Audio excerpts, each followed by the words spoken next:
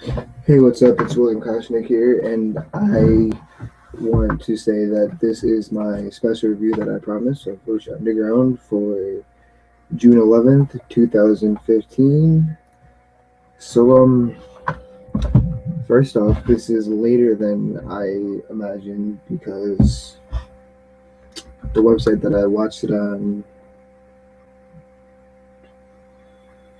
didn't get it up until about what time is it? Maybe like 12 o'clock. So I kind of was trying to get it. I kept having to check every so often to look at it. I have to change that because it's not the 11th. I watched it. It was the 10th. Okay. So there's no theme song for this one because it's not my normal kind of thing. It's just me doing what I promised, a special review, and so if this goes well, I'll be doing Lucha Underground on Wednesdays and Raw on Mondays with the pay-per-views on Sundays. So let's get into it. And this is where I would put the big opening. Ooh.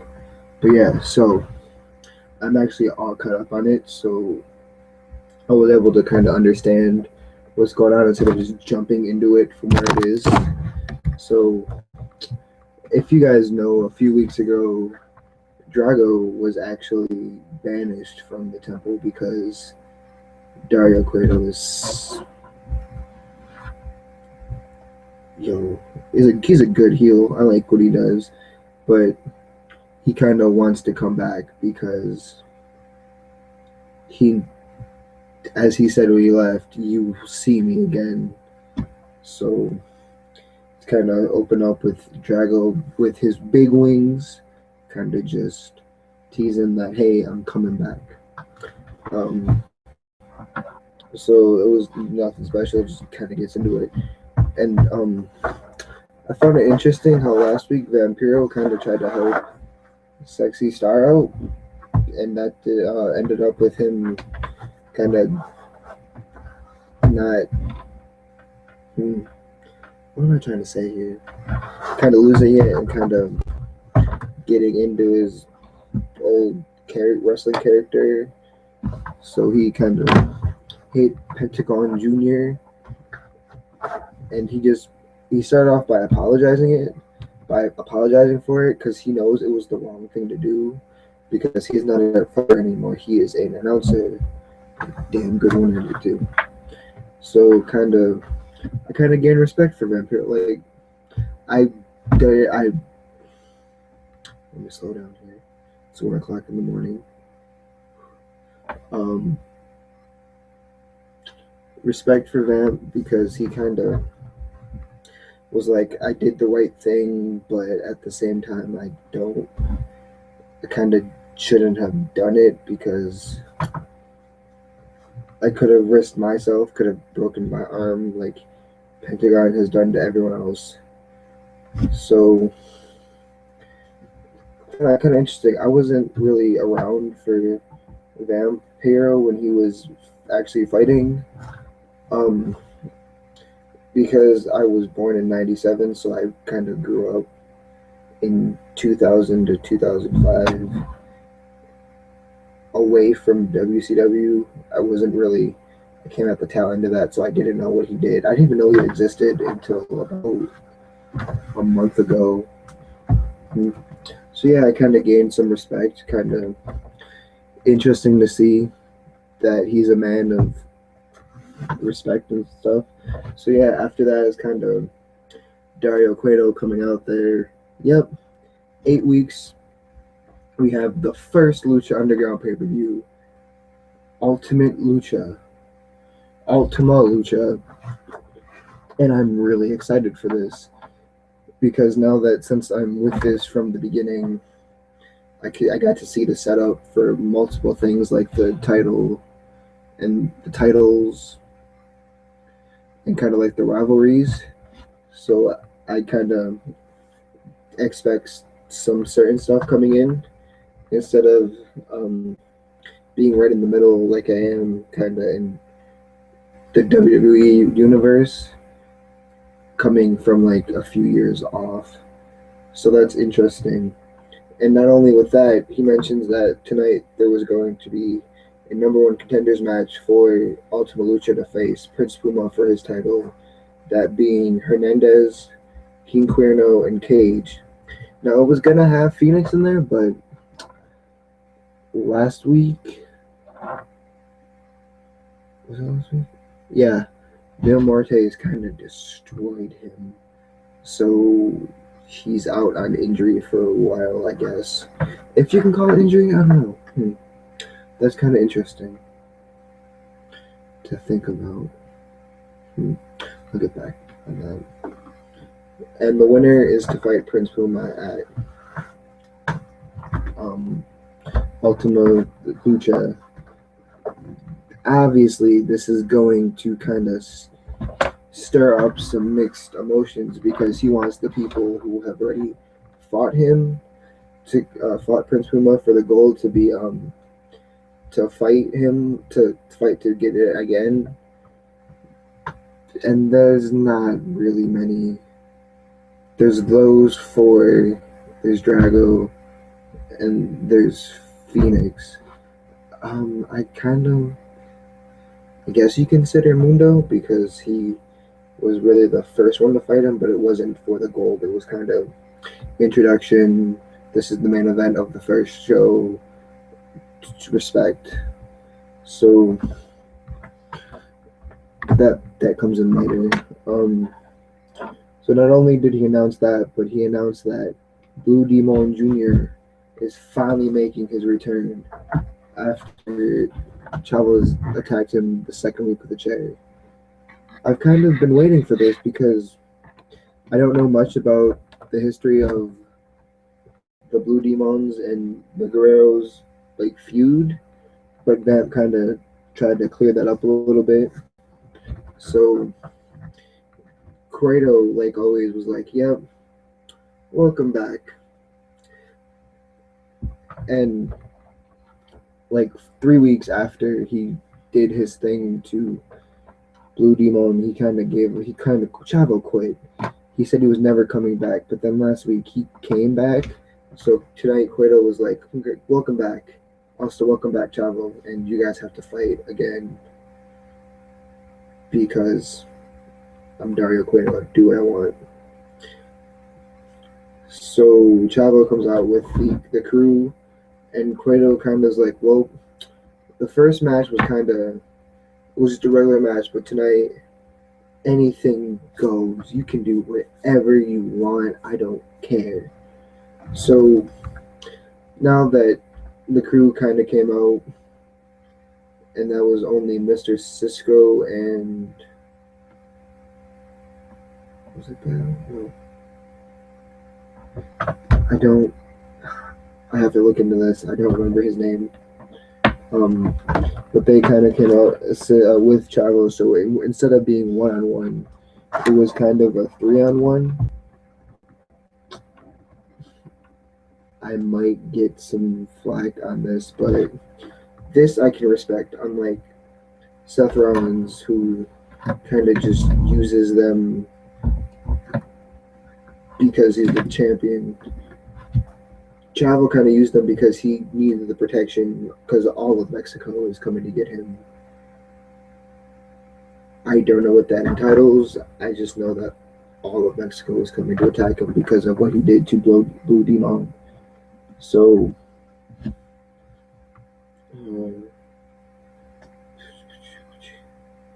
was kind of a 3-on-1 with the crew helping out Chavo, and it was interesting. It was a short match because Chavo was more ready for the fight than Blue Demon was. He was wearing a suit, so I don't think you can really be able to fight in just a suit instead of like your actual tear.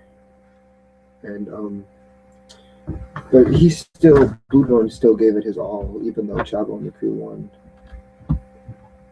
And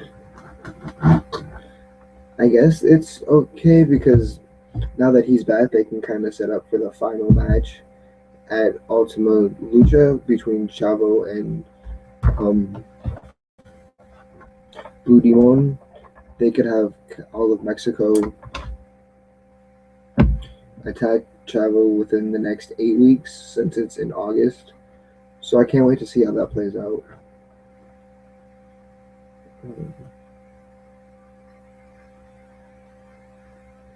That's such a weird noise.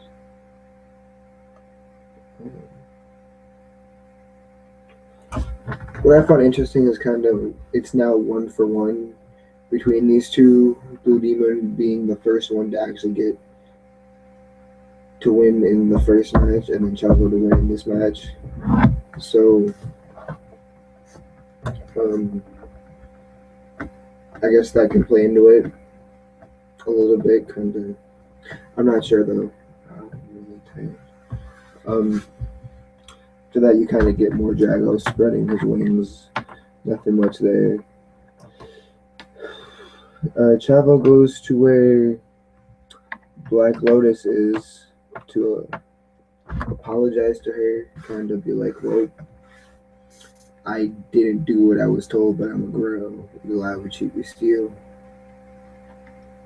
You should have expected this. I mean, come on. How long have you known us? Bound to happen eventually. Happens to everyone. So she's kind of like, well, they're still gonna come. You have all the protection you want, but they're still gonna come for you because you are a filthy liar. Even though that's kind of your mantra, but still, you're still a liar. And he's like, well, what I did to Demon, they should not be even after me. They don't even care. They don't give a single fuck. And then he kind of leaves.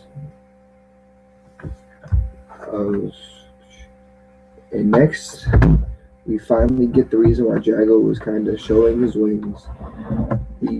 While Dario Cueto was kind of in the bathroom, he comes up behind him, scaring him, even though he was banished.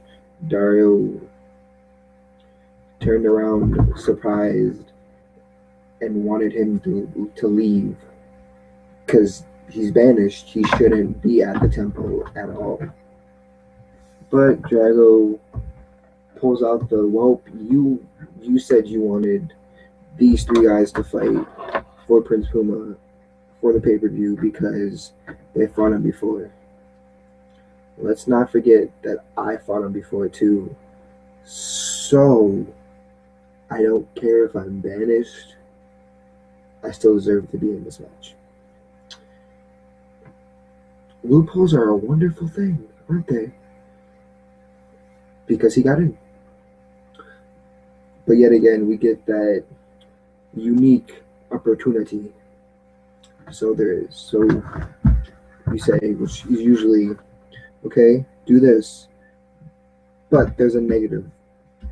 It's kind of like the Fallout New Vegas perks. There's always the positive, but then there's the negative. Positive is if he wins, he gets to fight Prince Puma for the title. The negative, if he loses, he's banished for life, and his mask needs to stay at the temple. So right now, the temple owns one mask, and that is Superfly. It could possibly own a second one. So Drago agrees, and we get into a trios match. The Disciples of Death with Katrina versus Pimpinella, Bengal, and Masquerita Sagrada. I really enjoy the trios matches a lot. It's better than the tag team matches because with three people they can kind of work together, kind of work off their strengths and their weaknesses. So if you're getting beat up, we can kind of come in and we know how to save you without us getting injured or beat up. And that's actually pretty interesting, especially since when they were doing the trios title tournament, the unexpected team of Evilise, Son of Havoc, and Angelico won. but I kind of saw it as they were working off of each other more than they were working off of, like, yeah, pride. I want the titles. There was some of that in there, but they still kind of worked off of each other. So it was kind of interesting because the way this started off, it was kind of, it reminded me of Batman because one of the disciples was just hitting Pimpinella in the chest, and he it was kind of like, come on, hit me again, hit me, hit me, hit me, and then he kind of got into it. But I feel like this match could have been stronger. It was a good match, don't get me wrong, but most of the time Pimpinella was getting its ass handed to him. I think it's a him. Sorry about that. Kind of saw that on my screen. Um. So so if Bengal and Masquerito were in the match, Pimpinella was on the side, getting taken off, taken off the ring, knocked down, hit outside the ring, jumped on by his partners and the disciples. But kind of, I guess, led to something interesting. So you know that Katrina gives the look of death to everyone.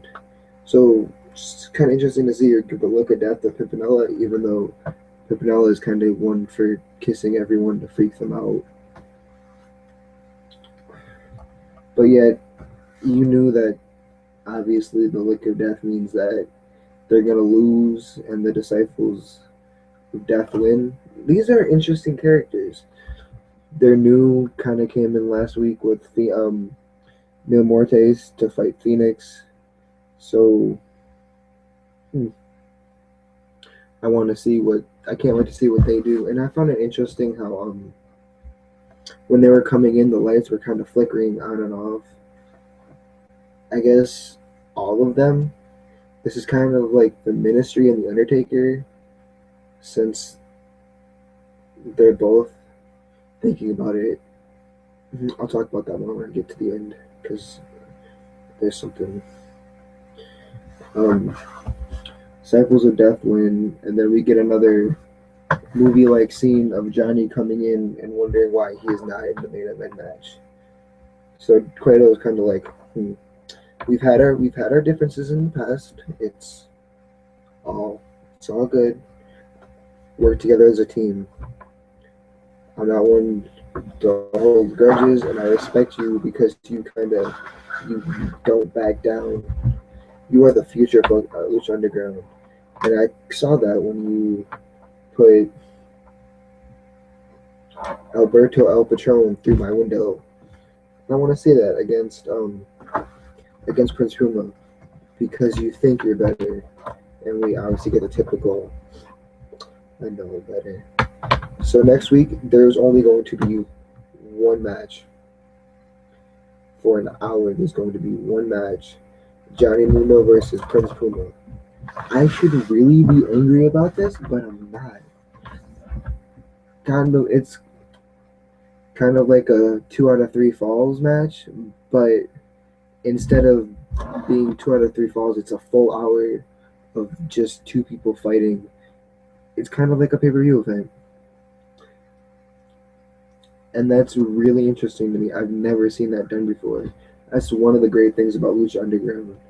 Dario Cueto is he's an asshole, but he's very unique about what he wants. He knows what the people want. He kind of wants to work off of what we seem to want, and that is violence and unique opportunities.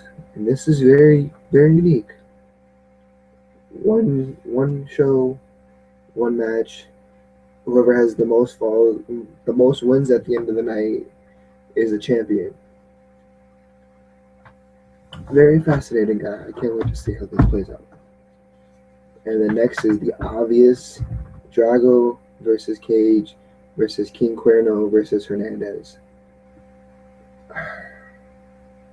What was interesting about this is in WWE, I'm gonna stop comparing them, but WWE will kind of get the, yeah, 1v1v1v1.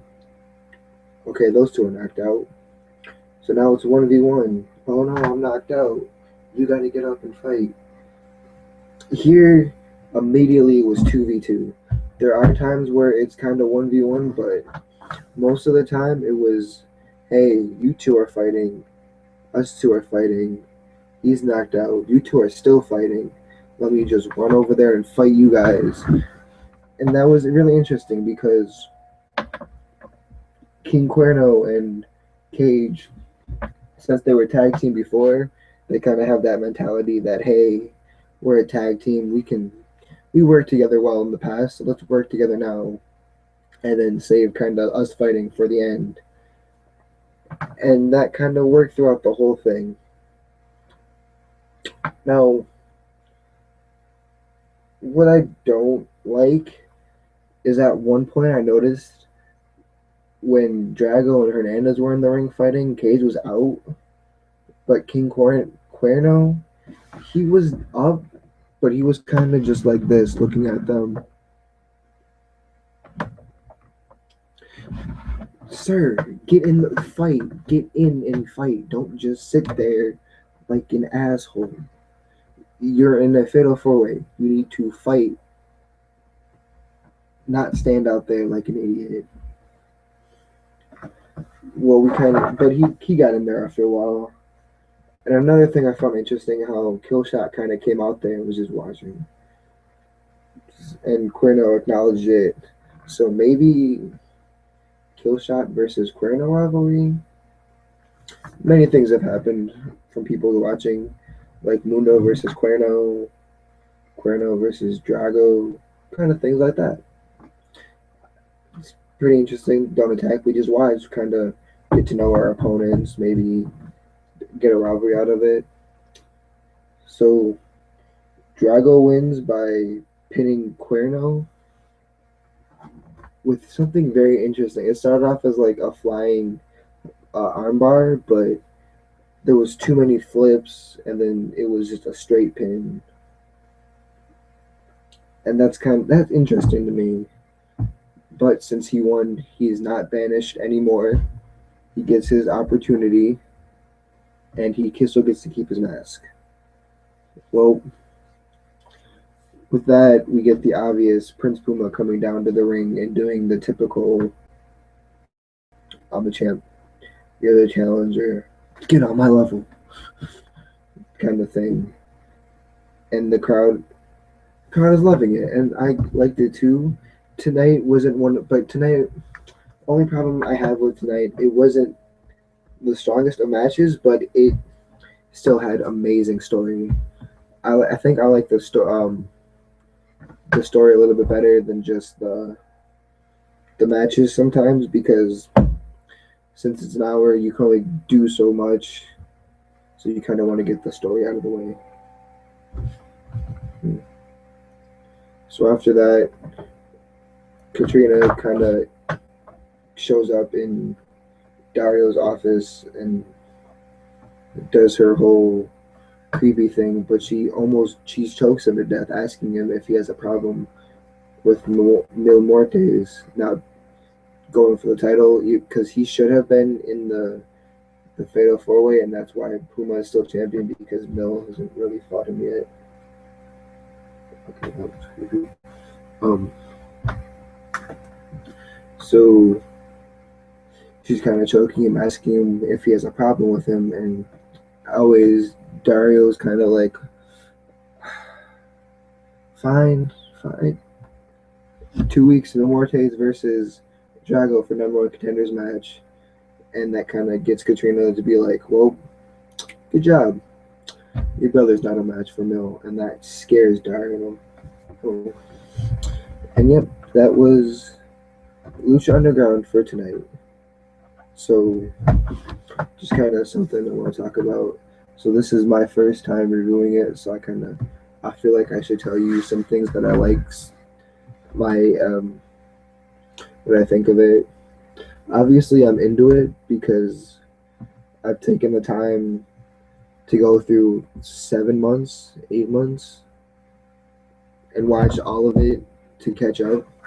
And that's pretty interesting because I got, there's really not a lot of people that I dislike, but there's people that I'm kind of, yeah, I'm okay where they stand. The people that I do like though, like Pentagon Junior, Phoenix, Drago, Killshot, and Mundo, those seem, they're pretty interesting. Realizing what the Mac can do for such a big guy.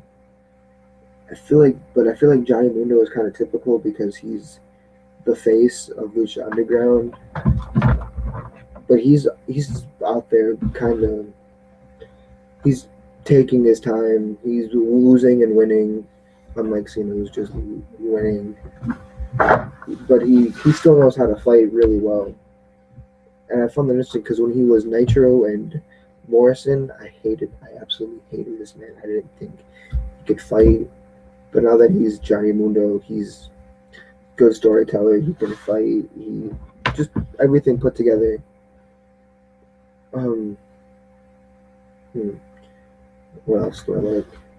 I think the announcers are better. Vampiro and Matt Striker do a better job of kind of, instead of telling this is what I think, promote this, promote that. They're kind of like, they do the storytelling part, but most of the time it's, yeah, this has happened when I was younger. Oh my god, they did this. Oh, that's so amazing. And it's a little bit better because they complement each other instead of sitting there and just ripping on each other the whole time, like the announcers at on Raw and SmackDown do. Another good thing, I'm happy that's an hour instead of 3 hours, because instead of having 3 or 4 matches of story and then 5 or 6 jobber matches before the main event, which is another story match, there's kind of time for more matches for story and for story, so we can get like the talking out of the way, and then we can get a match, and then we can get another match, and we can get some talking, and then the final match, which is interesting because they have about 7 or 8 stories, and I noticed that each week they switch out. So one week it'll be Drago and Cuerno. The next week it'll be Drago and Cuerno, Mundo and Puma, and I forgot what the other story was from a long time, from like the first few. But then the next week it'll be Pentagon and his anger, the trio stuff, and then kind of the crew and their stuff, and then it just keeps switching, which is really interesting.